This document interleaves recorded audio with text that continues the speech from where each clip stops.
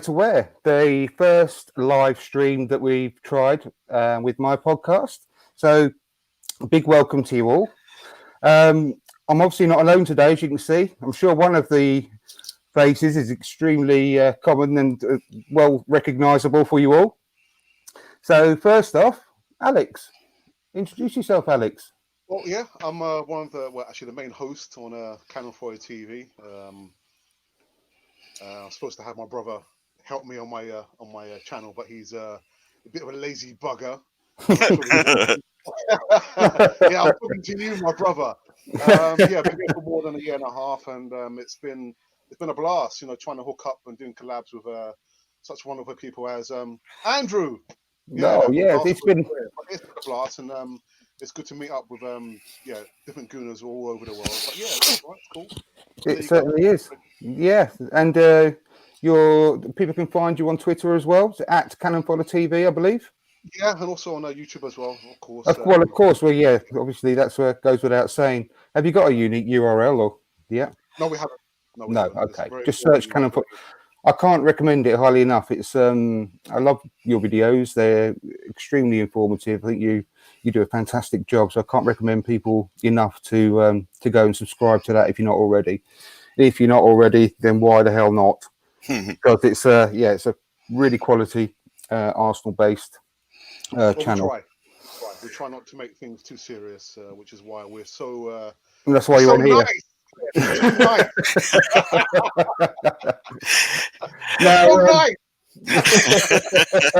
Oh my God, you're too feisty for me today. I can let loose now. Exactly, yeah. The new rules here. New rules. You drop spaghetti on the floor, you just pick it up and eat it here. That's what I'm too funny. That leads me on to the next guest. We had such a blast the other day. Oh my God, yes. On Canon Fodder TV. Exactly, yeah. And it was please go watch that video if you haven't already. And Glenn's done a brilliant sort of a quick 1 minute clip up of it, haven't you, Glenn? Which is fantastic. Well, it's really good.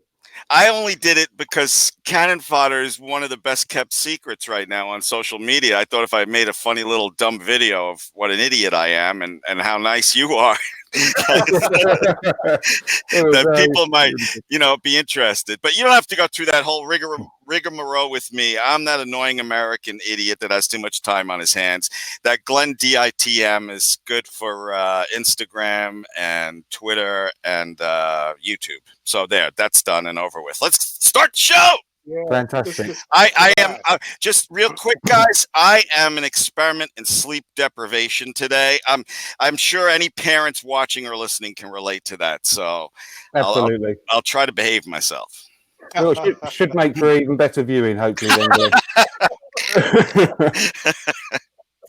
Well, this show is hopefully, fingers crossed, maybe a unique one because we give you the opportunity as the viewers to join us on the show for the last part of the show. We're going to be getting Glenn to choose the most entertaining person in the comment section today. And so be good, be humorous, do say what you like, be interesting, and you can join us if you wanted to towards the last back end of the show. So that'll be really good. And you can be one of the panel and you can voice your opinions to all of the watching Gooners and all the future watching Gooners and all the listening Gooners when this turns into a podcast as well. So hopefully we'll get a good amount of people watching and we can take it from there. So first off, we're going to be going through some of the best tweets that we've seen recently on Twitter, obviously. Anything goes, really. Anything goes with regards to that. Arsenal-based Twitter, clearly. But anything humorous, anything interesting that props up. And let's face it, Twitter offers a lot of good content every single day. It's some complete... I mean, we've got the best fan base in the world, but we've got some complete lunatics. We've got some extremely intelligent and good quality comments on there as well, but we've got some very funny people on Twitter as well, which we've all seen, I'm sure. So let's go through those, and we can have a discussion about them, see what comes out of that. So what's your first one, Alex? All right. So the first one I came across comes from Abuetes or Abuets, and he says, or she says, or they say, since Tottenham Hotspur won the league last time, Arsenal won the league 6 times. Arsenal won the league 2 times at your own ground. Arsenal won 27 trophies. Arsenal did the Invincibles. Redknapp's entire senior league and management career, the internet was invented. So I've got a neighbour who's a Tottenham supporter, and I've been avoiding him because I don't want to damage our relationship because we're so passionate about my team and his team as well. But Tottenham and their fans, you can go and F yourselves. Oh my God. Oh, we'll see the whole new side of you today, Alex. I love it. There you go. I'm going to cut loose. Glenn, come back. Is this the guy that told me to watch my language 50 times? No, Andrew says for free for all. You're at my house now. There you go. Exactly. Sod that. You see, I love those tweets, though, Alex. So there's been loads of those going around, haven't they? With people listing things that have happened since, you know, like the moon landings and things like that. And, I think I'm pretty sure that Pep Guardiola wasn't born last time as well. So you look what's happened since then. And but there's so many things. I think Harold Macmillan was the Prime Minister in 1961, I believe.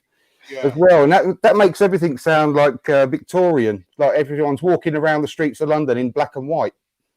Like colour wasn't invented at that point.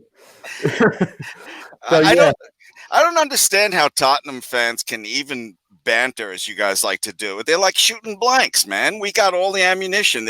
What have they done? Nothing. Nothing. I saw on Twitter the other day, sorry, Andrew, I didn't write the person's name down, but a Tottenham fan said, Pepe could not even make our starting team. I'm like, wait a minute, isn't banter not supposed to be complete fiction and a little bit of truth to it? Pepe can't make your starting team?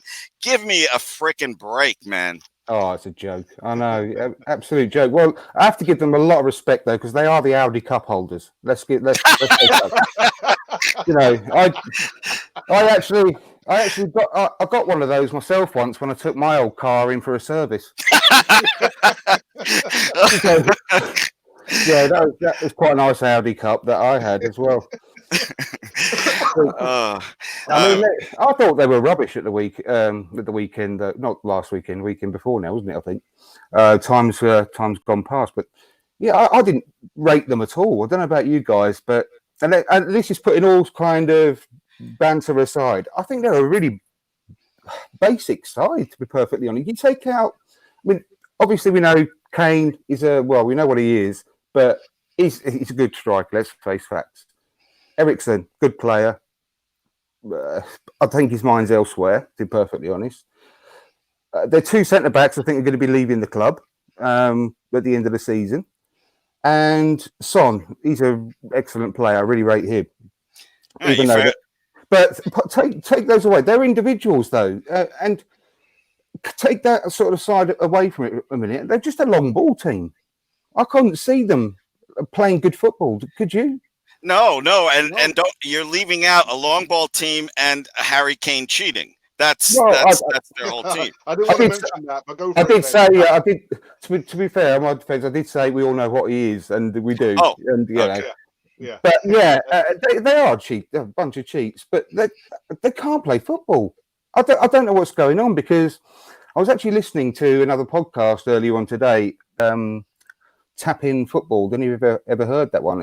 It's really good. Their analysis is amazing, really good, but they do it in a really good way. And they were sort of dissecting it, and going back to, I think it was 2016 where they officially sort of peaked really as a squad. I think they ended up that season on 87 points.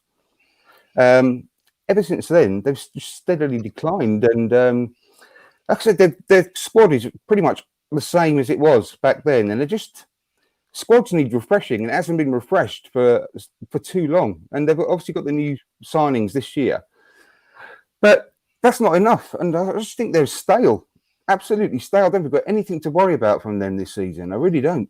But Andrew, No. can I just quickly mention there was another tweet. It's kind of lead us into this Hmm. from Gunnar Glenn, and he put a tweet out Hmm. after the England game, and he said in the tweet that with Kane, you can't love him when he plays for England, and No, hate him when he plays for Tottenham.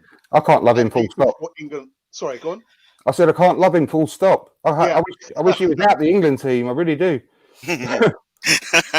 Because he scored the other night, he did, didn't he? The little wanker. Oh, he is. I know. Deli Ali as well. I can't stand that smarmy git. Did you see that? I put a looky likey on Twitter not long ago with Deli Ali, and it's the cartoon, the kids' cartoon, Arthur. Have you ever seen that? If you have children, yes. Yeah, it's just like Yes. he's got like 2 holes on his face where his nose is supposed to be. like Arthur. Anyway, I need I need a little bit of honesty from you guys, because I feel guilty. During the World Cup, the USA didn't make it, and I was rooting, full 100% for England, and I found myself, it felt weird rooting for Harry Kane. But what did you guys do during the World Cup? Don't get me wrong. I'm an England fan, but I would be more of an England fan, be more inclined to watch the team more often if there was no Spurs players in there. Okay. I'm being honest. There's not enough Arsenal players in there, which I used to. I'll tell you what. One of my proudest moments is, I'm going to come on to this bit later on about the whole supporting of Arsenal thing. But one of my most proudest moments as an Arsenal fan, there was 9 players involved in one England game once, and it was the game where Brian Marwood made his one and only appearance for England. And I just wish I could remember who it was against now. But back into the 80s, about 88 or something like that, we had 9 players, not on the pitch at the same time, but played in the same match for England. And I was so proud. I've never been more proud, in all my time. I wish we can get back to, not obviously that level maybe, but just having a few players in the England squad makes such a difference to me. And for my but don't get me wrong, Glenn, I still support England throughout all the tournaments and everything, just passionately. But it just takes something a little bit away when it's Harry Kane that scores for England. To be perfectly honest. Oh, okay. I didn't support England during the World Cup. What? I supported Colombia because my wife's Colombian. My children are Colombian, so yeah. Oh, okay. Yeah, I supported Colombia, which is why I always wear the Colombian tops. Yeah, I like that top though. I commented on that, didn't I? So, yeah. I like that one. But when they get knocked out in the first round every year, do you drop onto England then?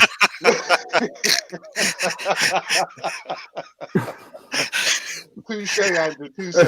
Oh my. Oh.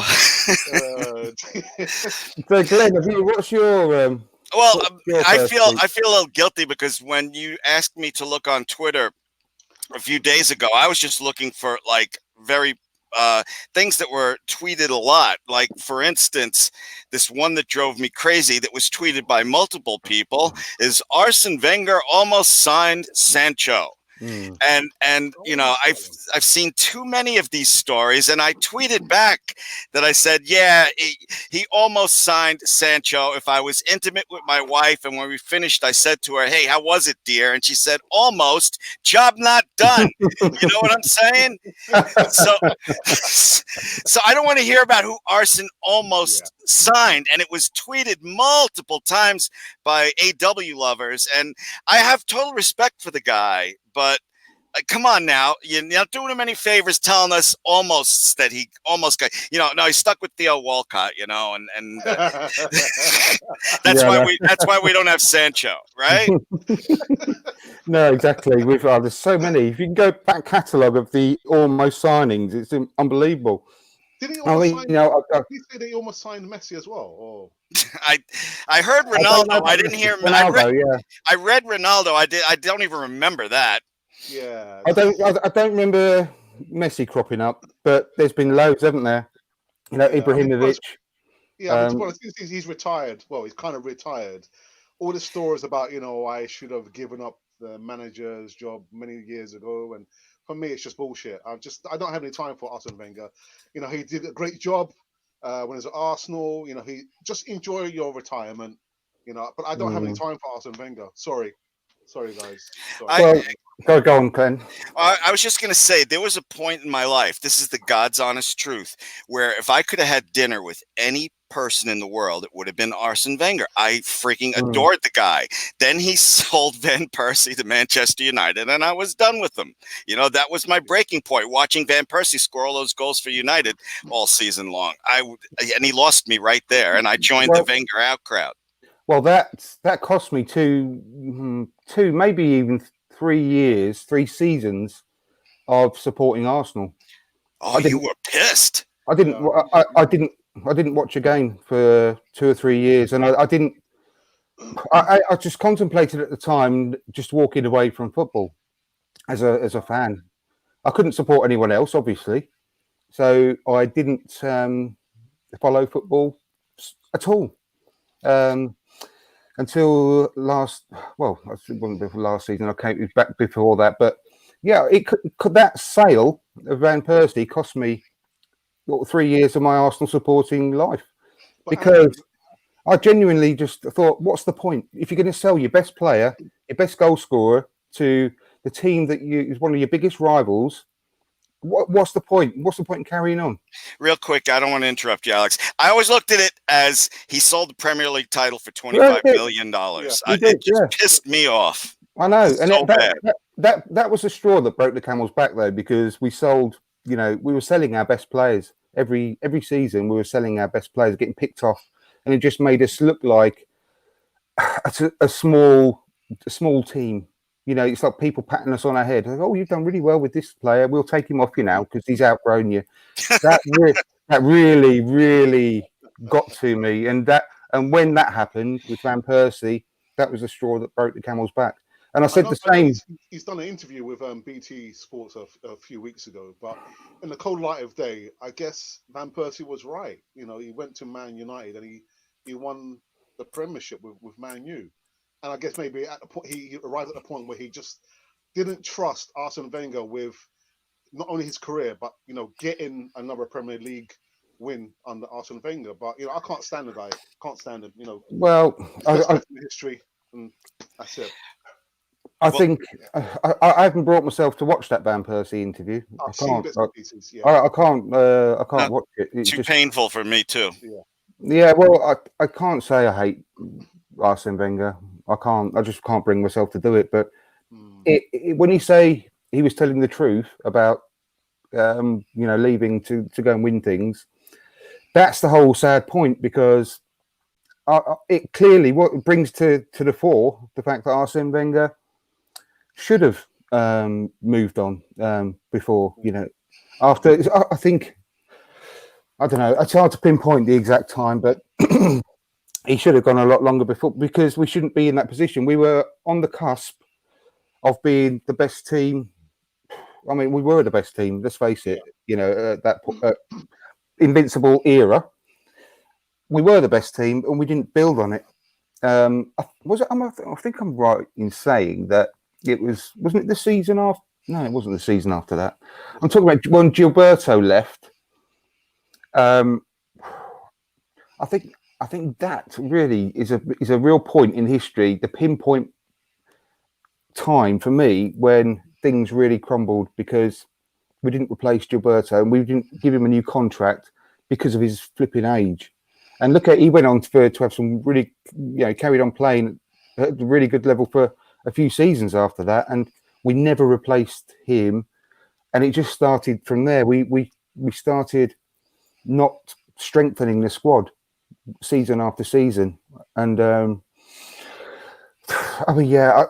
it to get from where we were to the point of Nasri, all these players leaving, Nasri at that point got picked off. I can't remember if flipping gone right out of my head. Our right back at the time went to Man City as well. Adebayor, Van Persie, and you can list it. Cesc Fabregas. You can list them all off and off and off for people leaving, right up to obviously got Henry and Vieira and all that as well. Which again, can understand at some certain points because of the age that they got to. But again, I'm absolutely positive. If we'd have offered them a decent contract, they wouldn't have gone. You know, it's because of this stupid age thing he had in his head, and he was too arrogant to actually take any advice whatsoever. Yeah, I'm not going to tell anybody, how they should feel about Arsene Wenger, but you're not doing him any favors telling me players he almost got and what he almost did. I went from loving the guy to wanting to have dinner with him over anybody in the world, and now he just upsets my stomach. You know what I'm saying? It's like dating this wonderful woman. Everything is great, but then the last few years goes to shit, and you just you don't want to see him anymore. You know what I mean? Yeah. I don't. So. That's how I feel now about Arsenal. I know. I'll tell you what, though. I'm very much looking forward to the book. If he tells the truth, I will read it. Absolutely. I think I really do think he will. Is there going to be an English translation? Oh, there will be. Yeah, of course. Yeah? Of course, yeah. I'm not going to. I mean, if not, I'll have to go to night school. I'll go have a look one up straight away. My GCSE French is not going to be. It must be in there somewhere, but I can remember. Uwe le Commissariat du Police, s'il vous plaît. That's about all I can remember. I thought all you Europeans were bilingual. No? Yeah. Apart from the English.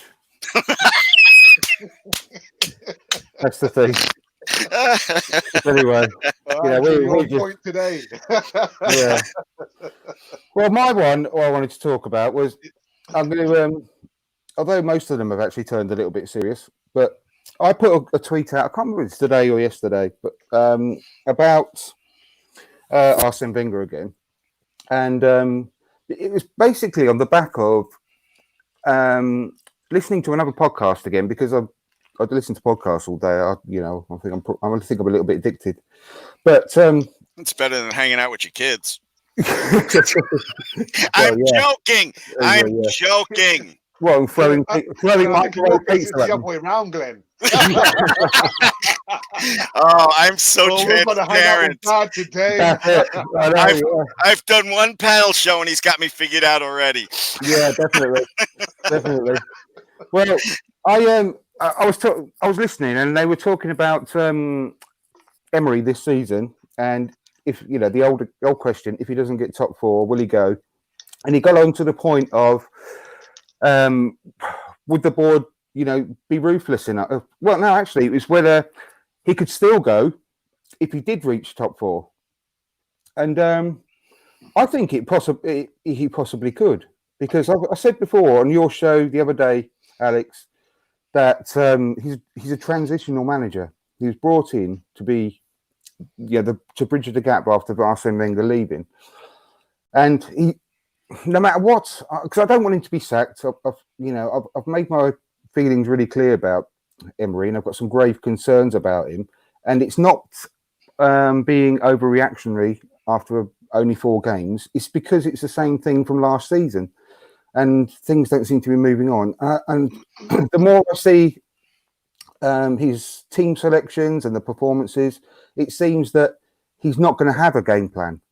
That's not his style. His game plan is to change it every week, regardless of form of players. He will drop players, even if there's there's no other excuse for not playing Willock, who up until the Spurs game had probably been one of our best midfielders this season. And then obviously Guendouzi against Spurs had the game of his life, and he's really announced himself to the world after that game as well. But to pick the players he's picking. It's not based on form, because there's no reason he'd pick Xhaka if that was the case, because of his mistakes game after game after game. That can't be a form pick. Same with Socrates, and Chambers did nothing wrong. So I started thinking after that comment about would the board sack him after, even if we did reach the top 4, and it made me think, because. Right, I'm asking you now. When did Arsene Wenger leave Arsenal? Okay, when was it? Summer 2018. What else happened in summer 2018? I'll tell you, was that Stan Kroenke finally became the 100% owner of Arsenal. Is that a coincidence that he got the 100% and then Wenger left that summer? I don't think. Did I he don't leave, think. or was he sacked, or was he fired? I think he was pushed out the door. Yeah. He was fired, from what I understand. Yeah, he was. But they let him go gracefully. They didn't put a obviously. Yeah, you got to give the guy some respect, don't you? After all that time. Andrew, But- what did you want? Some big cartoon boot hitting him in the ass as he went out Yeah, the door? exactly. No. I'm pointing that. I'm pointing out the fact they let him go gracefully, but he was sacked. Okay. But he was sacked. Yeah. Okay. Yeah, big, like a Monty Python, a big hand come down and flipped him like that. But no, that's I don't think that's a coincidence. I really don't. He knew that the writing was on the wall, and they had a chat to him, said that we're going to get rid of you. How do you want it to play out? And it got announced a bit earlier, didn't it? I think it was about April time or whatever.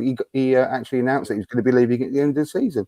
Yeah. And I don't think that that's a coincidence. So I think they are ruthless enough to do anything, really. And I love it, to be perfectly honest. I really do.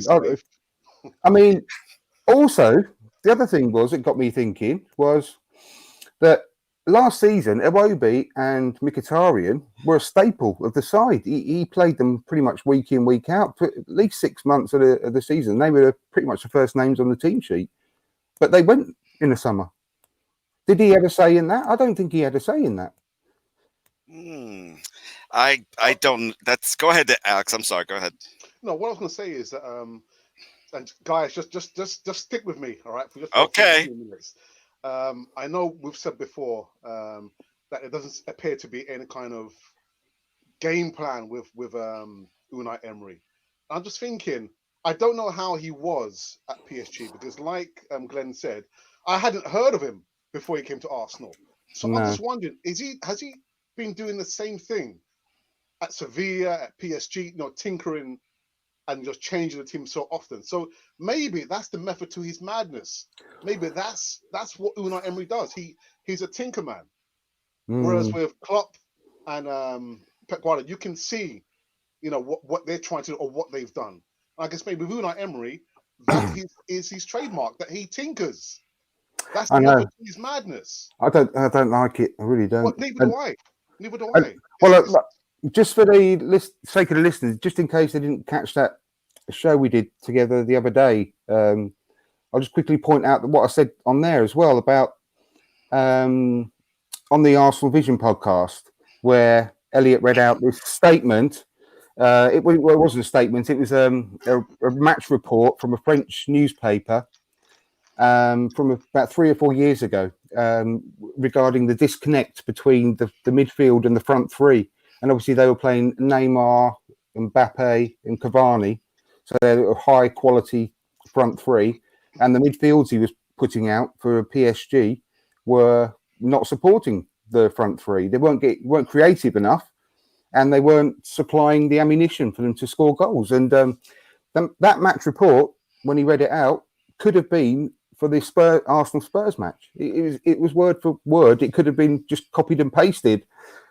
And that really worries me, because that's indicative of the way he is, and that's why it's not overreacting. It's just worrying about the way he's been his whole career, pretty much. I just don't like the way he sets the team up, and I can't help it. But I'm still very positive about the season, because I'm hoping that the squad is so strong now that they can succeed despite these negative tactics almost.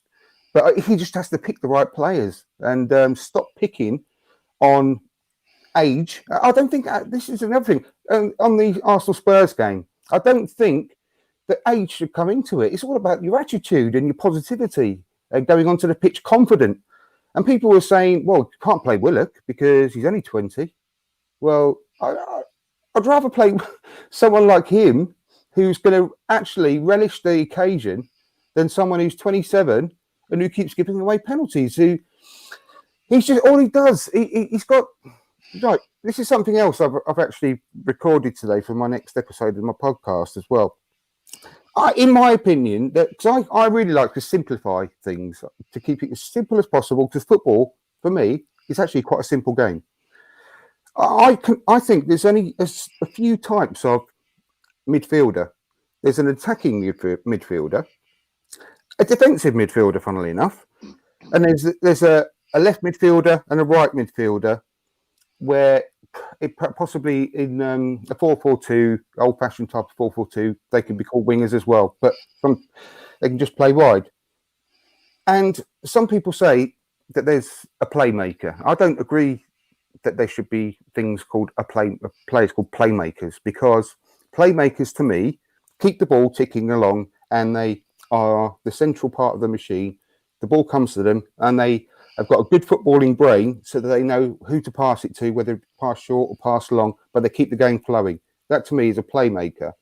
Now, call me old-fashioned, but if you've got to the stage where you are an elite footballer playing in the best league in the world, you should be able to do that anyway. You shouldn't have to have special skills to actually pass the ball long or short. You should be able to do that. Otherwise, why are you playing in the best league in the world? So for me, I don't really count that. So Granit Xhaka is not an attacking midfielder. He's not a defensive midfielder. He's not a left midfielder or a right midfielder. He doesn't leave anything. He's a midfielder that's half decent at passing. Well, I'm sorry, but I expect that for any team, any player. It's a very basic thing to actually be able to pass. So I don't see where he fits into in a club that's got ambitions of becoming one of the world's elite clubs again. I don't see he's a good enough player to fit into that any kind of system that we play. The problem is, Andrew, Unai Emery has put pressure on himself to select Granit Xhaka, because Granit Xhaka is one of 5 captains. Is he though? Has it been announced? God. Has it been announced though? He hasn't announced him. There's something behind that. He hasn't announced it like he did last season. But he doesn't have to, because he clearly you can see he wears the armband. I mean, he did last season. He did the last season. He announced his team of 5 captains. He hasn't done it. I can't keep up with you guys because there's so many things. All right, first of all, why one of you guys or both of you guys explain to me why the players don't select the captains? I know they do it on a couple of teams like Manchester City, but why don't the players select the captains on Arsenal? Has it always been this way, where the manager picks 5 or 10 fucking guys to be captain? No. I think the problem started. Sorry, again, Arsene Wenger's ears must be burning. I diluted the meaning of the captain's armband. I remember he gave it to Theo Walcott because, hey, it was his birthday. I remember that. I don't remember that. So, yeah. So it was down. It started from Arsene Wenger just passing it around like a floozy. So he started that trend there. So we've arrived at a point where literally anyone, even my grandmother, who's been dead for 20 years, can have the captain's armband. And still would play better than Xhaka. He really drives me mad. Real quick, Andrew, because you were talking about Xhaka, and I wanted to get on that point, but then you talked about captains. Like you said, the Premier League is the best league in the world. I think I said this on Cannon Fodder the other day. And Xhaka has proven, because he came here highly touted. Oh, he's very technical. He's great on defense. He's a team leader. Some players are just not cut out for the Premier League, and Xhaka is one of them. You pointed it out the other day, Alex, where you said he leads the league in giveaways that turn into goals. Yeah. And so everybody except Emery, I think, sees that Xhaka, is not good enough for the Premier League. No amount of coaching. You can bring Pep in here. You can, whatever you do, nobody's going to make Xhaka any better. No, definitely not. You're right. It's just he's a good generalist midfielder, but he's not suitable for a league that's so fast paced and supposed to be the elite league in the world. He's just not that good enough as a player. But if Pep were here and Xhaka did one of his little sliding things that caused a penalty, Pep would say, "Get the fuck out! You're out! You're not coming back in." He wouldn't. The first time that happened, he would not be in the team, Glenn. Well, he wouldn't be anywhere near the Man City team, obviously. No. If he was the Arsenal manager, the first time Xhaka did that, boom, you're out. Of course he would. Of course, absolutely. I'm going to go on to a quick comment here, if you don't mind, from Tim Leverton.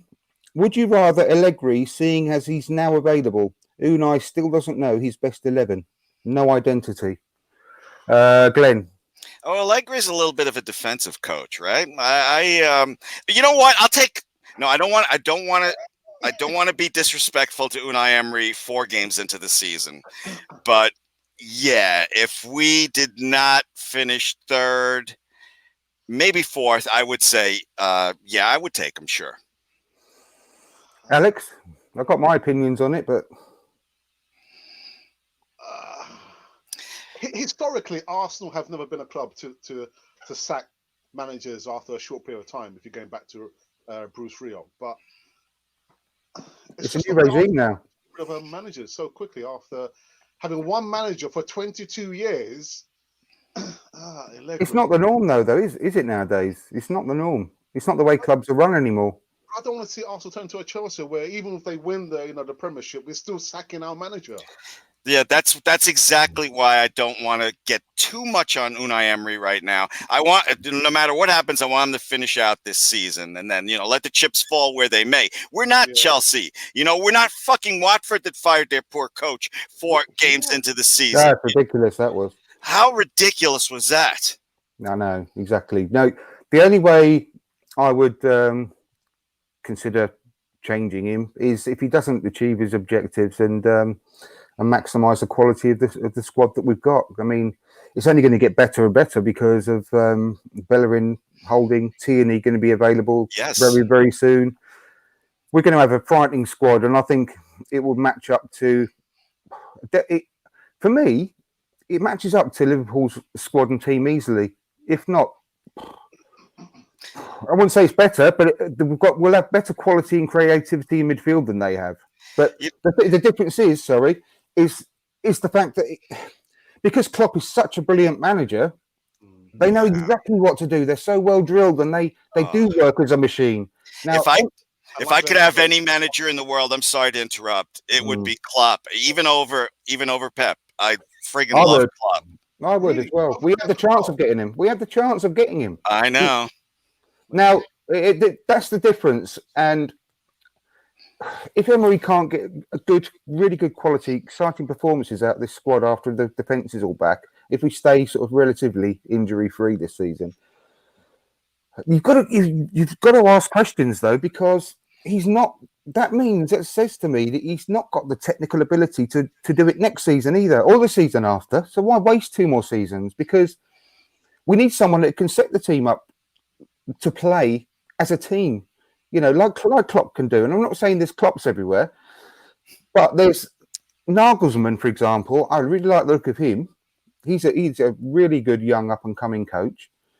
But I don't want to. I wouldn't go near Allegri. And I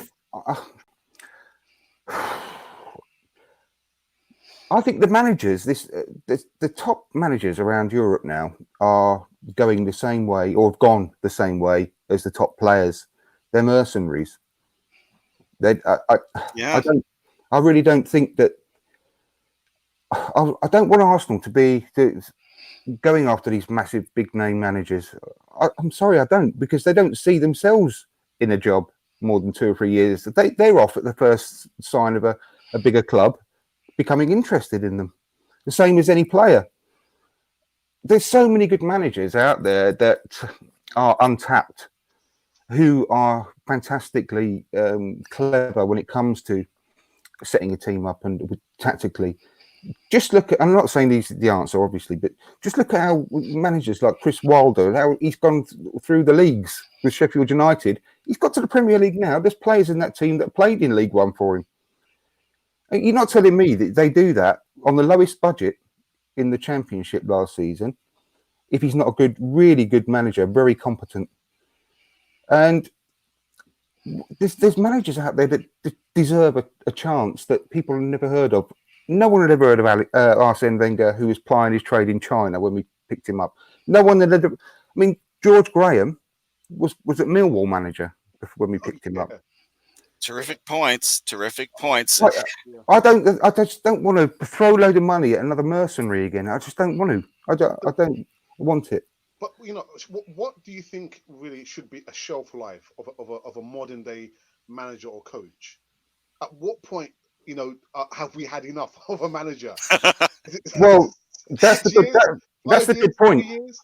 That's a good point, and that's what I was trying to make earlier when you said you don't want to chop and change managers like Chelsea and so on and so forth. But managers do burn out after a while because of the amazing pressure on them now. But if you do go for someone who is young and untapped, who's really ready to prove themselves at a big club like Arsenal, then they're going to have a longer shelf life, and we can have them that bit longer before they do move on, and it's time for them to move on. And Tim's again, he's put a message up saying Eddie Howe.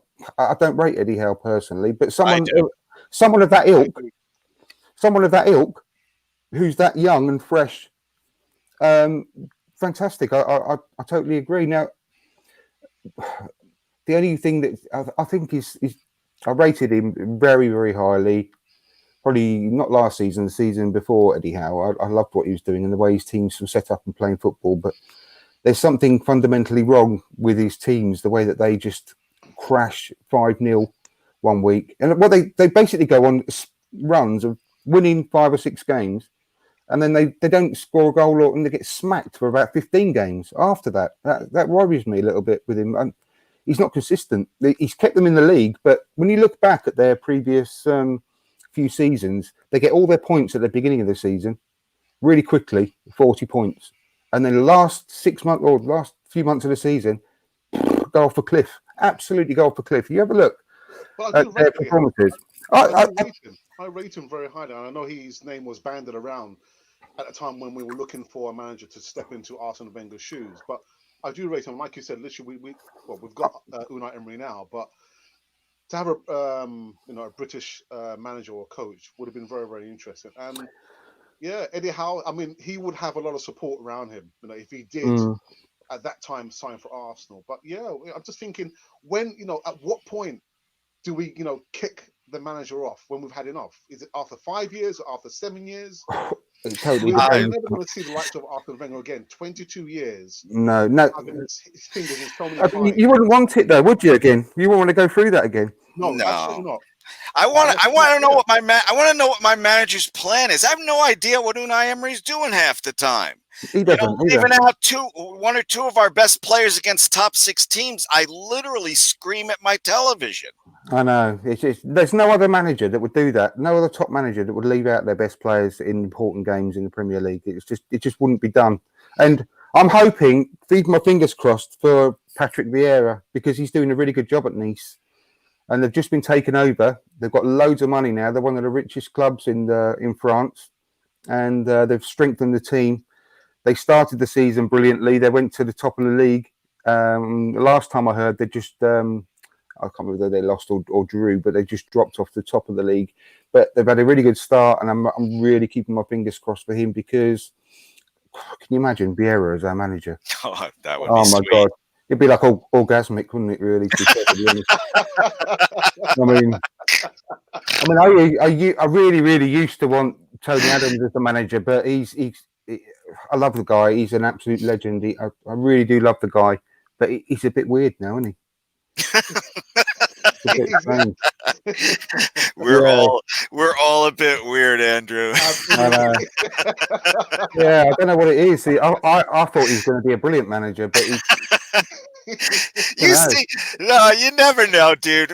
Let me tell you something. 2 minutes before we came on the air, I was screaming at my kids and my dogs. I sounded like a freaking lunatic, and then I came on here. I'm like, "Hello, gentlemen. How are you?" You know what I mean?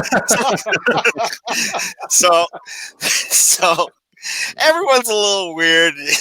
No, but he's a bit strange. More interesting, I'll tell you now. He is a bit away with the fairies, though. But anyway, yeah, fingers crossed for Patrick Vieira. Let's move on to your next tweet, Alex. What do you want to talk about? Yeah, this is an interesting tweet. It comes from a player that we loaned out very, very recently. But this tweet comes out from Worldwide Arsenal, who actually they follow me on Twitter. Mkhitaryan on his loan move to Roma. I have to enjoy playing football, no matter the place. In England, I no longer felt this pleasure. This is not a step backwards, as a great football is played here. I wanted a change of air, and for me, it is an opportunity to be seized. Before you go on further, is that my dog barking in the background? No, that was mine. I'm just shutting my door. All right, because I was going to go Yeah. yell at them again, and you guys would have heard it. Okay, so yeah, go on, Alex. Mkhitaryan, I want to enjoy my football. Yeah, so basically, he's saying that towards the end of his time at Arsenal, he was not enjoying his time, and now he's at Roma. He feels like a rejuvenated player. Piss off, piss off. Stick it up your ass, Mkhitaryan. You had how many chances did he have? One too many. Exactly. Yeah. How many great games did he have for us? One, maybe two. Mm. Andrew, you won't even concede that. He never had any. He didn't have any? Okay. No. He had a good debut, I think. Did he? I seem to remember him having a good debut where he had a couple of assists. Okay. And I can't remember him anymore. There's a couple of games maybe. We'll give him like 3 or 4 games. Let's be generous. Give him 3 or 4 games. And that's when he's really sort of had a positive impact in the team. I can't think of many more. He's had plenty of others. I said earlier, he was a regular in the team last season. Loads of appearances, and he did nothing. So he can no one to blame but himself. I mean, to be honest, when Sanchez went that way and we've got Mkhitaryan, it was a lose-lose situation. Man United and Arsenal, we lost. Mkhitaryan, like I say, he was given so many chances. Mm-hmm. And I think at some stage we kind of fantasized thinking that we would get the Mkhitaryan and Aubameyang back together again, and it just didn't materialize. Yeah, £200,000 a week. And he comes up with this. Oh, I wasn't enjoying my time at Arsenal, and now I'm at fantastic AS Roma. Piss off. Yeah, up until like the middle of last season, I kept saying, I don't think we've seen the best of Mkhitaryan. I don't think we've seen the best of Mkhitaryan. I gave up halfway through last season. You know, he's 30 years old. We're not going to see the best of him. He's not no spring chicken. What you see is what you get. You know, and then to give us that little dig from Roma, like you said, go fuck yourself. Only the bad players do that when they leave. Exactly. No good players do that. Andrew, didn't Theo Walcott did the same thing? Because when he did sign for Everton, he's actually said that he fell out of love of football. I'll tell you again. I'll say it again. Only the good players say those things. Yeah, well, I fell out of love with watching you bomb down the wing and not score, Theo. Good riddance. No, I did love Theo. I did too for a long time. I was rooting for him right until the end, but he just never lived up to his potential. What a shame that was. He had so much potential. He did. I really had high hopes for him, but what a shame. Was it down to coaching? I mean, was he coached? No, he just even coaching under Arsene Wenger. Who was it? He was the coach. He was the manager. He was the finance guy doing the transfers. Arsene Wenger did everything. You know what? How to defend. This leads to one of the tweets that I also wrote down, guys, and this was by multiple people, so I don't have individual names here. That Per Mertesacker, giving Arsene Wenger a compliment, said he believed in his players. While everybody wanted 5 or 6 people during the transfer window, Arsene stuck with the players, and that's a good thing. No, that's a big reason why he was fucking fired. It was the reason why he was fired. Yeah, I think I genuinely think that. Not freshening up the squad, like I said earlier. That signed his death warrant really, because we just declined. But I mean, Tim Leverton again. Mickey, good riddance. Why Emery brought him on instead of Nelson in the derby, then loan him out the next day, I will never know. And that was just an absolute joke. That was.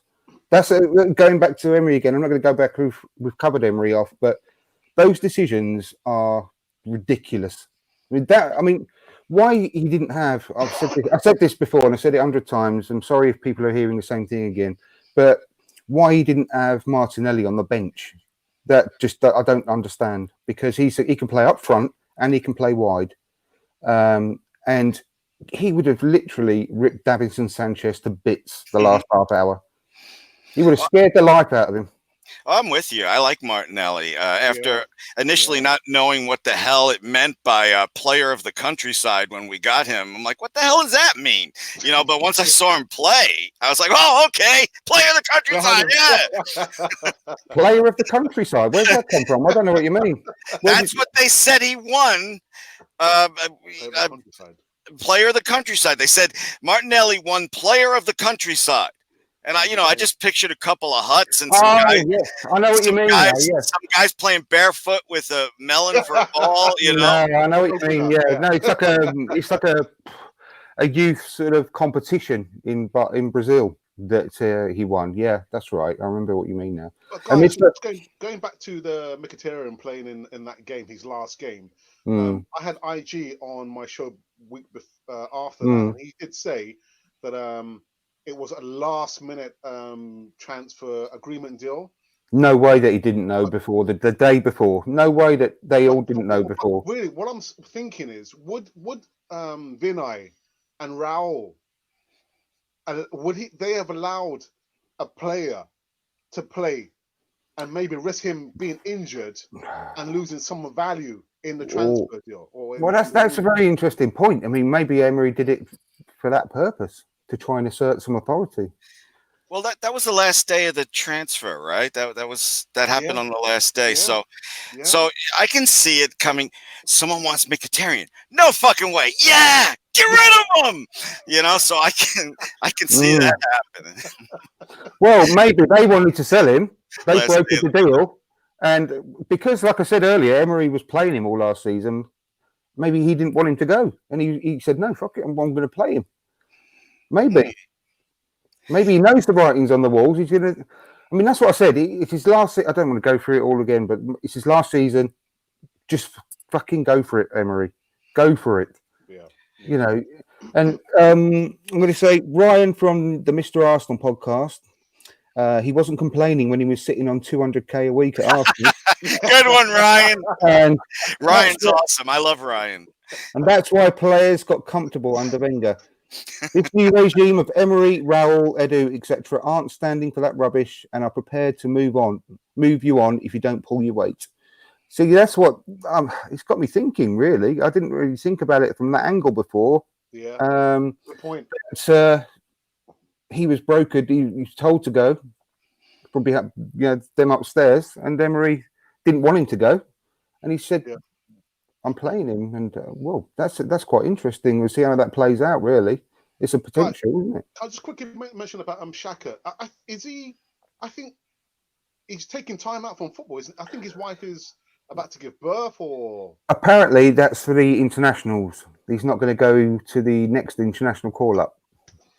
Oh, apparently, that's what I've heard, and apparently also he's injured. Got taken off injured. That's what I heard. Am I wrong that I remember he's going to be out for like 3 or 4 weeks? Well, we hope so. Yeah, maybe it turns into 3 or 4 months. So, you are ruthless, dude. I can. So ruthless. I'm going to get bad karma just for laughing at that. Well, let's hope it's not a season-ending injury. Eh? Damn. Oh, no. Oh, by the way, about 15 minutes ago, you said that you believe we can play with Liverpool. I completely agree with you. With a healthy squad, that's what reminded me. A healthy squad, we can play with Liverpool. I honestly believe that. Can we challenge for the top? No, but I'm not giving up on it like a lot of people. But the only, I'm not saying the only reason, but the biggest reason for me is the manager. He's not technically as competent as the top managers. Yeah, and what worries me is his the way that he doesn't always select our best players. So when we have, Tierney and Bellerin and Ceballos and all the rest, it's how many people is he going to sit against the top 6 teams? I just need to know what his effing plan is, for crying out loud. But guys, are you not a little bit positive? Because remember, I am very positive, Alex. Honestly, I swear. I am positive too. The things I'm talking about are concerns, and I've said I want to reiterate: I'm not calling for Emery's head or anything like that already. I'm not. I mean, by me too, I mean I'm not calling for his head either. If he gets 3rd or 4th, I'll be happy. That's his job You still done. want him to go? I'll tell you again. I'll Okay, keep updating you on that. But at the moment, what I'm talking about are major concerns that I've got, and nothing more. And they are obviously just purely my opinions. But I can only tell you what I see with my eyes, and what I've seen doesn't really fill me with a lot of confidence that he is the man to be able to take us to that next level at all. Yeah, if I owned the team, I would sit down with Emery and I'd say, look, we gave you the fucking weapons, use them. We're better than Spurs, we're better than Manchester United, we're better than Chelsea. I want at least third place. Now, good fucking evening. Get out of here. Good fucking evening. I tell him I want third place. You want that option year? I want fucking third place, not fourth and play a game to get into the Champions League. Third fucking place. We've got good squad depth now as well, and I genuinely believe we've got a better squad and better team on 100% better starting 11 than Chelsea and Man United. And I personally, I mean, if they've got the entire fit squad, I mean, I still would put us ahead of Spurs as well, purely on the basis of our fullbacks if they come back really firing. I think that we've got a better defence than them as well, because I don't rate their fullbacks at all. And our midfield has got a lot more creativity in it. Yes, they've got Eriksen. Jury's still out on Lo Celso, whatever he's called, and Ndombele, because it's still very early. I haven't seen enough of them, but we've got an equally as good a squad as Spurs. But our front three, I mean, they've got Kane and Son, which are very strong. But who else have they got apart from that? There's Eriksen, but he's not a forward.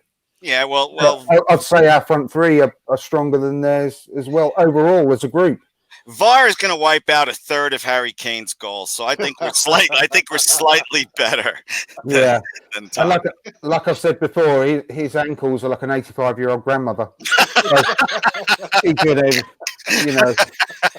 So unless he's like hobbling down the pitch on a Zimmer frame, then he's going to be out at some point this season as well. So you're right. Man for man, we are man for man. We have better players than them not down the road, but it's how we have how they play as a team. I know. The coach can exactly. And that's my whole basis of my concern. I don't think he's got the tactical nous to go up against Klopp or Pep. 99 times out of 100 they'll beat us, and that shouldn't be the case with the squad that we've got.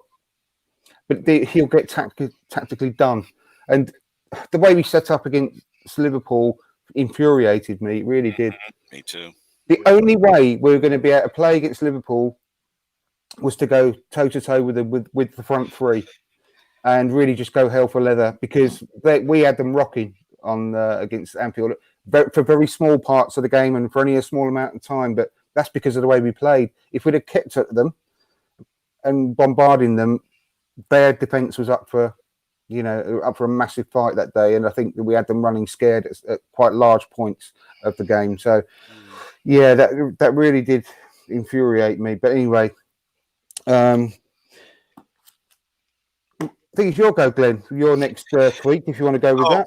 Okay. Well, once again, like I said, I was going for what I saw tweeted multiple times, and I'm not going to talk about a video game here. It's more of a larger scale thing. FIFA 20, the game that I love and I'm way too good at for a middle-aged dad with kids. But I love the game. And all I saw for almost all day when the FIFA ratings came out is how the Arsenal players were underrated, and how can Harry Kane be 1 point better than Aubameyang? And we just went on and on and on and on and on. And it made me think, like, okay, first of all, for those of you who don't know, EA Sports, who makes the game, always adjusts the ratings within a few weeks of the game coming out and fixes the wrong things. And all I saw was whining when everybody knows that EA is going to fix it. And I didn't see whining from other teams, because I follow other people on Twitter who support other teams because they're funny or interesting or whatever. And it made me start thinking, and this is the bigger picture thing. Do we whine too much as a fan group, Arsenal, compared to other teams? I don't know. I don't give a fuck about the other team, so I don't look at the things. I'm trying to be completely honest because you asked me to collect Twitter shit, and I know. Well, the thing is, I was really pissed off for at least half a day with these Twitter people whining about a fucking video game. I know, Well, it is annoying. I think Arsenal has the biggest fan base, which follows all the social medias, and that's why with a big fan base, you know, you've got all kinds of people from all walks of life. So yeah, I think you're right. You know, people moaning and whining. I think it's only down to the numbers. We've got so many on social media. That's yes. I know. Just stop fucking going on about the game, a computer game, and fucking concentrate on actually playing a real game and winning matches. For fuck's sake. You know? But I would like to play FIFA. However, because I ain't played. I've got 3 boys, right? The youngest is 7, and there's 12 and 14, and they're FIFA mad. And what are you doing? I'll be right back. What are you doing? That's my little behind you. He's behind you. I was you little shit. Get upstairs. I gave up the idea of playing FIFA when I was struggling to beat my 7-year-old. And I'm far too much of a bad loser. I'm far too much of a bad loser, so I thought, no, I ain't playing that no more. Oh my God, my son tore down my thing. He let all the dogs downstairs, and he's yelling at me to eat. Yeah. Listen, son FIFA, of a bitch. How long has FIFA been out? Because my kids are now 94, I think, 96. Oh, right, okay. Yeah, years and years and years. Look, I didn't. And my son's 30, so. You have a 30-year-old son? Yeah. Damn, that's true. Black does not crack, man. You look like 30 years old. Listen, can I just cut in? Are you guys keeping an eye on the messages? Have you got the messages on your screen? Was I supposed to look at something? No, just, no. I'm just telling you now. Have a look on the right-hand side of the screen where it says comments. Glenn, that's your job, mate. I didn't know I had to. No. And it's my fault, Glenn. I didn't actually bring you to it. But have a look at the comments. Now I'm looking at it. Okay. And then when you get a second, just have a scroll through. We're having some good comments from Ryan and from Tim. So see, in a short while, have a think about your winner. Okay. Okay. Yeah. You should talk to my wife about giving me stuff to multitask. Then you wouldn't have given me that job. But okay. You can't talk and wipe your ass at the same time.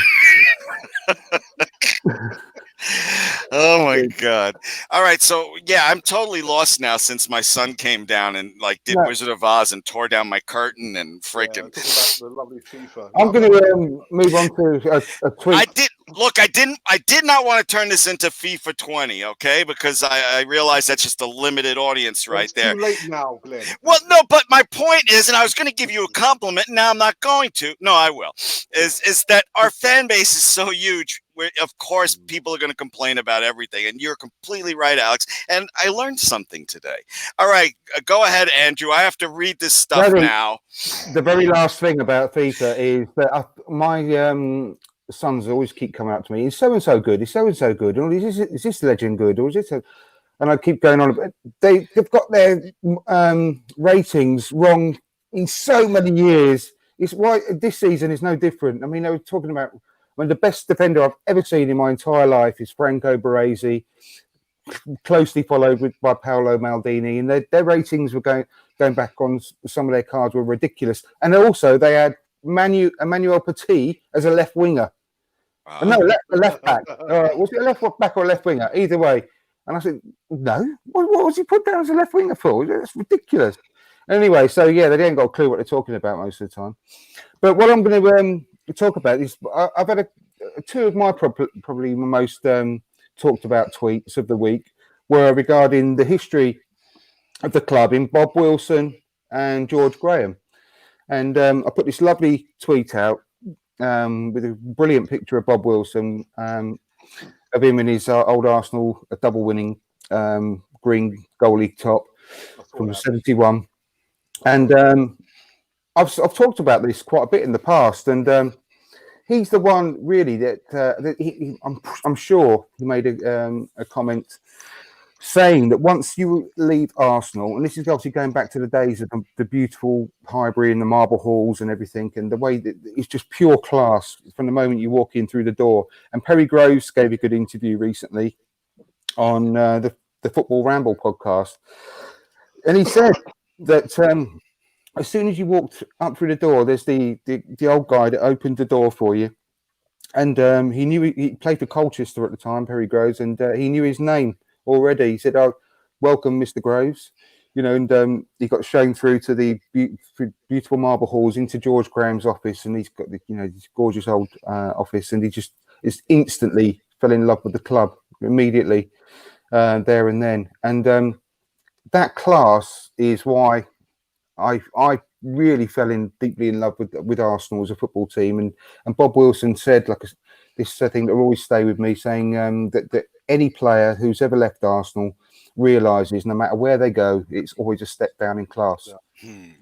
And it really hit home, and I just love that. Really, I'll always remember that till the day I die. And I put this picture up of George Graham as well, and I just really I want us to get back to those days whereby we were a team to be revered, and it was class was running right the way through the team. And I know we had our players when they were on their off time, they had some well-versed scrapes and the Tuesday club and all that sort of stuff. But when they were on Arsenal duty, and they were all in their ties, shirts, blazers, Arsenal encrusted blazers, it just looked amazing. We set us aside from any other team in the country, in my opinion. And time, isn't it? I would love us to sort of get that class back, and not necessarily. I'm not talking about going back to wearing ties in the blazers and all that sort of stuff, but I just want us to be walking up and down, go any stadium up and down the country, and walking in there with massive pride for wearing the cannon on the chest, and making teams fear us again. And that's what I really long for. And what do you think is the main ingredients that are missing for us to get that back? Alex. Alex first. Personally, I think I'm going to be a little bit controversial here. I think when you look back maybe to my era when I started with Arsenal, 1977, just before I started secondary school, and my club or my legend player was Liam Brady, and I'll always remember him for the FA Cup final, first FA Cup final I followed when we beat Manchester United in the '79 FA Cup final, also known as a 2-minute final. The Alan Sunderland goal. And yeah, I'm hoping. We'll leave that for another time. But I think we look at that time there. We had a lot of players coming through the youth system, and if you have players coming through the youth system, they understand the nuts and bolts of what it is, not only to support Arsenal, but what makes Arsenal. And so you've got players coming from foreign countries. Again, I don't want to make it too controversial, but they don't really understand what it really means to play for Arsenal. No. I went to the stadium in January this year. I did the stadium tour, and we had Charlie George doing the tour. Oh wow! And he said literally that he remembers the days when he had to clean the boots. No. The muddy boots, and then he worked his way up. So youth players, do they still do that? Do they still clean the boots? Oh, you're joking. Joking. They'll pay someone to do it for them. Exactly, and that's the problem, because they don't really understand from grassroots level what it means to play for Arsenal. So until we can get back to basics, we're going to have players who are maybe going to be, like we said before, mercenaries. Coming here for the money, which is probably the best league in the world, and going. Look at Alexis Sanchez. Came here, went to Manchester United for the money, and he's pissed off now, hasn't he? So unless we can get back to the basics, to the grassroots, it's going to be, it's going to perpetuate itself. It's going to get worse and worse. And worse. Yeah. I believe we took a very good first step that last transfer window. That was some outstanding business they did. And then to top that off, they could have just said, Josh Kroenke could have just sat back and said, there you go, shut the fuck up for a while. Yeah. No, he doubled down on that and said, in January, we're going to do some more shit. You know, I'm not saying that I love Josh Kroenke, but I'm giving credit where it's due. He didn't have to fucking say anything. You know, and he doubled down and said this January we're going to be looking for some stuff too. Now, like Andrew and you, Alex, I'm concerned about the coach, but I believe Arsenal still has a little bit of what has been lost with the team. Look at the American tour. Everywhere they went, tons of fans. No matter who they played, the crowd was rooting for Arsenal. 80-90%. It's all there, you know.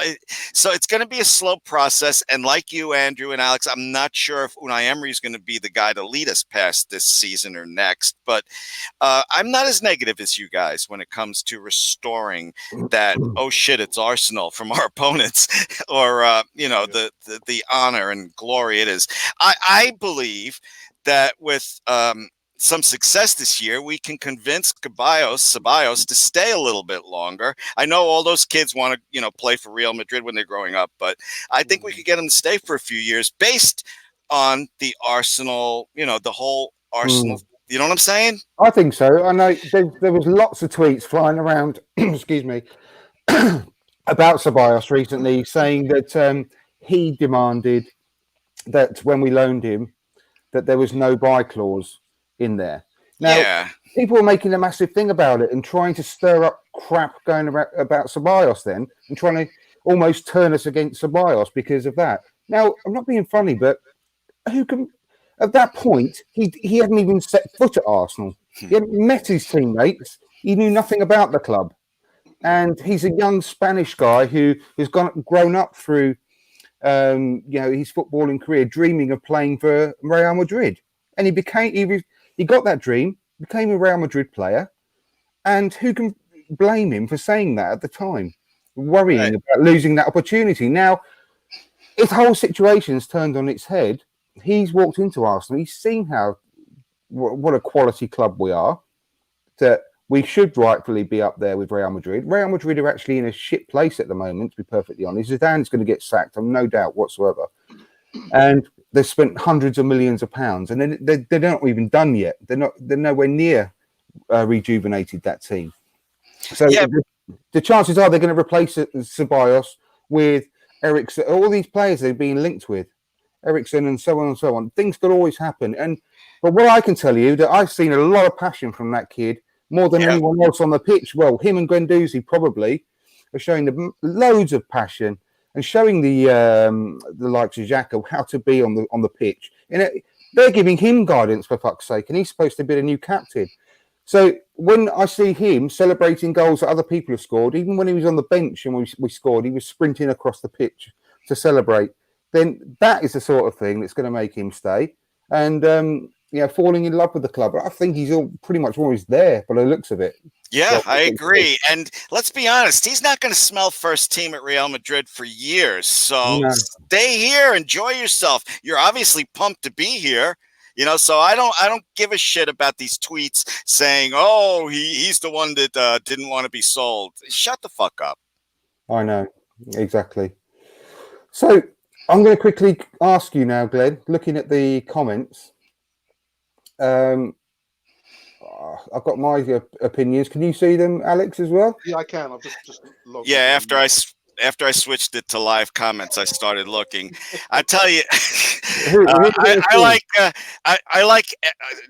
I'm being totally honest here. Okay, I really like every one of these commenters, but Tim Leverton's really gone crazy. So I'd have to vote for him. So that's one vote for Tim Leverton. Right, Tim Leverton. Thank you for your participation. If you can send me a DM on Twitter, I will look for your details now. If you can post on the comments what your Twitter handle is. If we're not following each other already, which I'm sure we are, but if we're not, we'll follow each other. Send me a DM and I'll send you a link in the next couple of minutes. So well done. Thank you ever so much for joining in. And also, massive mention to Ryan from Mr. Arsenal podcast. Loads of good interaction there. Having a look at some of your messages now. Shane Nasri didn't inherit some of that class before he left us to be a bench warmer. Oh, couldn't agree more.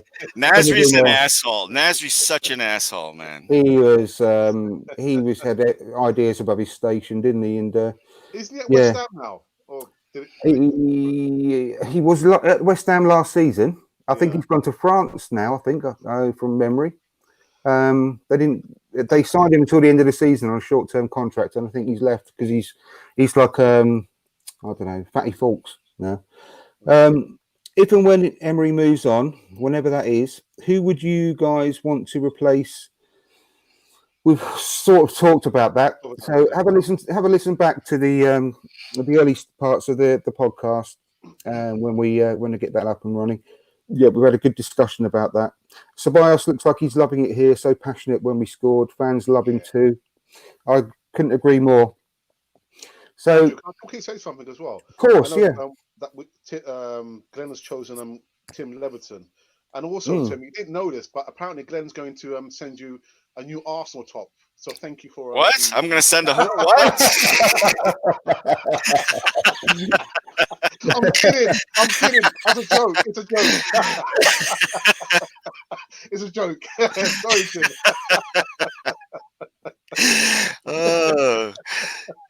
Boy, outside cannon fodder, you're a little devil, Alex. No, Cannon Fodder is an awesome show. I'm just joking. Right, Alex, have you got another tweet you'd like to talk about whilst I just contact him? I think there was one I saw. Where was it? Where was it? Again, from Tim Leverton. It says, early thoughts on Pepe. I think I've spoken about Pepe once or a few times on Cannon Fodder TV. Again, I love all the dragbacks, the nutmegs that he does on the sidelines. But again, at £72 million, we need to see a little bit more end product, a little bit further down, maybe in the danger areas, maybe. Maybe he could score maybe 1 or 2 goals, because I think the longer it goes on when he doesn't score a goal, it's going to be put more pressure on him.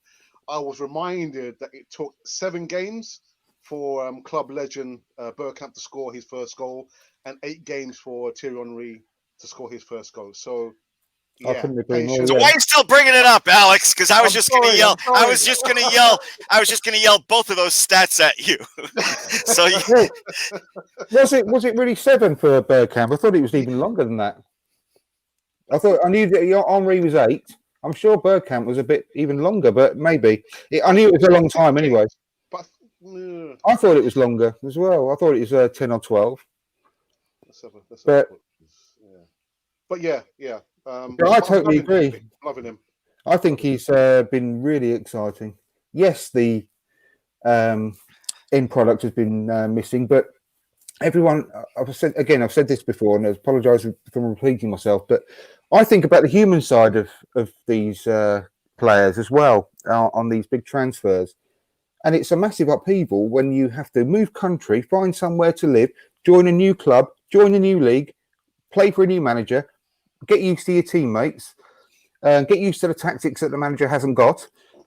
All these things have to be taken into account, and of course it's going to take a while to settle. And some people do it quicker than others, but everyone's different. Everyone takes the things at different speeds. So we've got to have some patience with the guy. Yeah. Just back him, because I think he's going to set the league alight when he's scored a couple of goals. I really do. I couldn't agree with you more. Total agreement there. Exactly. If we could bring one legend back to the club, who would it be, and in what role? Glenn. Wait. I'm not. Are you saying bring them back in their prime? Yeah. No, in what role? Now. If I could bring him back in their prime, Lundberg. He sits on the bench anyway in shorts, looking like he's dying to get into the game. Have you ever seen him on the sidelines? Oh God, yeah. I bet he could still play better than Xhaka. For me, I'm torn between Tony Adams or Patrick Vieira, because I just think we lack a captain. and someone who can lead the teams in hard times. Someone who can roll up the sleeves and say to the lads, "Come on, we're in this together. Roll up the sleeves." But yeah, Tony Adams, Patrick Vieira. I was really impressed with because I've seen that Ryan's put a message on about Sol Campbell, and I can't be more sort of impressed with what he did last season at Macclesfield. It's gone really under the radar, and it's such a shame he's had to leave the job this year. And I hope he gets a job quickly. But I mentioned on a podcast earlier on this season that if he was to be approached to be our defensive coach and out sort of behind the scenes and work with the team and really coach the defence, I wonder whether he would do it in the meantime whilst he's looking for a new role. But I was sort of rebuffed because he's already been a manager and he will have his sights set on becoming another manager again. But I don't know. He's been so impressive. Now I've got the only slight issue I've got with him is that, like Tony Adams, he's a little bit odd as a person. He's a bit weird, but I think he's done a fantastic job with Macclesfield. I really do. But what's the situation? Was he sacked or did he... No, he left in the end because it was unsustainable. And right. I do apologise, Tim. I'm trying to get this. I don't want to come off the thingy. I won't go into all the details, but I'll tell you later. But I'm getting this link to you now, Tim. But yeah, he walked out because it was unsustainable. They just didn't have the money, and they went many months for all the players and team. They didn't have any way to train. The players and he didn't get paid for several months of the season, apparently. So, yeah, it was a real shame how it's ended up. Yeah. I don't know about having ex-players come in and coaching. I mean, it's a wonderful idea because you want to keep that, again, the passing on the baton, as it were, to the younger players. But just because, a player was really good at their position in their prime doesn't necessarily mean they're going to be a good coach at what they used to do. Thierry Henry!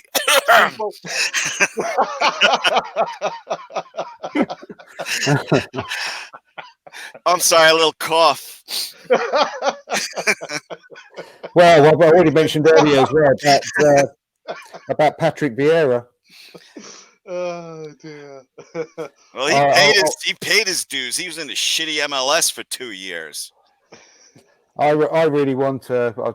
I mean, as our next manager, if Unai Emery doesn't get the job done, Patrick Vieira, I really would like that. It'd be fantastic, personally. Not Thierry Henry. I mean, Thierry Henry could be his assistant. You are such an instigator off of your show. It's because he doesn't have to look at his notes. He can just sit there. Just do little digs. Dig. No, the questions. You got to keep the show running. Well, and keep your New York guests from cursing. So. Right. Tim, listening, I've just sent you the link, so come and join us, fella. Anyway, I think Patrick Vieira with Thierry Henry as his assistant. I mean, that would be the dream team, wouldn't it? It'd be incredible. That'd be absolutely incredible. I mean, Henry did a good job as the assistant with Belgium, didn't he? And I think he got a bit of a raw end of the deal at Monaco. I think he took the wrong job there, unfortunately. Yeah, absolutely. I said that before he even started. I tweeted that. I'm like, good luck, Thierry. But yeah, Ryan, imagine Adams had been in the dressing room at half-time in the North London derby. Xhaka would have been screwed. Now, I could not agree more. He would have given him a proper rollicking on the pitch, let alone in the dressing room. I mean, we spoke about Pep Guardiola. I think the same thing with Tony Adams. There's no way they would have allowed Granit Xhaka to play again for Arsenal. No, I know. Like a duck. It sounds like a duck. It's a duck. There's no way they would have allowed this guy to play again for Arsenal. No way. Yeah. After he did not take blame for that game with the slide, and we had scoring chances and no one says anything. That he lost me right there. I'll never defend him again. How's that leadership? How's that being a captain? I don't know. I'll never stick up for him again after that. No, I don't. That's a really good point. I know exactly. So Tim, yeah, come and join us, Tim. I've sent you the link. So fingers crossed. Can we like end this soon on like I could end on a high note with that point I just made and no one will remember Yeah. I just called my kid a little shit. Yeah, of course. Yeah, if you need to go, Glenn, I don't have to go. I'm joking around. Oh, fine. But Well, Glenn, more interesting, what did he call you? Yeah. Oh my God, can you imagine? No, Yeah, I can. I- oh my. Okay. now, next thing I quickly want to talk about. I don't know whether either of you saw a few weeks ago. I had this little competition during the close season going on Twitter about the greatest cult hero of all time for Arsenal, and it ran over several days, and it went from the top 16 and got down to finally to the final two, with Kanu finally winning it. What with regards to that, 'cause it made me think, because I started thinking about Anders Limpar today, and I put one of his goals. The goal he I scored saw against that, Liverpool. dude. I saw that. That was I never saw that goal before. That was awesome. Oh my God, he had such quality. I loved him, and I wish I'd remembered to put him into that competition that I had running, because he when he signed, it was 1990, I think he signed the season after we won the league at Anfield, and he was such an un-George Graham signing. You know, he was completely the opposite of all the real run for a brick wall type of player we had at the time. Apart from, we did have some flair, like with my favourite player, Rocastle, as well. But he was something different. When I was younger, when we signed him, he was like Johnny Foreigner. He was like some exotic player that we had from, the far-flung reaches, only from Sweden. However, that was completely out of the blue. And when I saw him play live at the I think it was Wembley at the Makita Trophy, he made his debut. He cut in from the left hand, right from the left wing, made about 5 or 6 strides towards the box, and unleashed this absolute rocket with his left foot straight into the far corner. It sort of beat the realms of science, and it went flying in. And I need to find that goal. But from that moment on, I fell in love with the guy, and some of those goals he scored were absolutely phenomenal. I mean, who would you say is your favourite cult hero of days gone by for Arsenal? I think Glenn's left the building. I think. Yeah, I don't know what's going on there. Maybe he forgot to put 50 pence in the lecky. But I think for me, again, I think I spoke briefly about him. Liam Brady, definitely for me. Has to be. Yeah. Oh, do you know what though? When I did that competition, players like Brady obviously came to mind, Adams and all that sort of stuff. I discounted them because they're true legends of the club, and I wanted to do it from a slightly different angle, that people that you don't normally instantly think of, who maybe weren't the best players in the world, but for some reason or another, they were what you could class as cult heroes. Then it will have to probably be.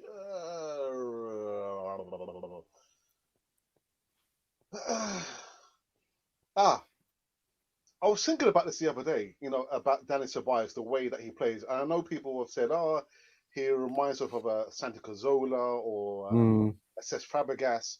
But for me, Robert Perez, again, having the French connection there with Thierry Henry and Robert Perez. And remember the penalty as well. God, yeah, hilarious.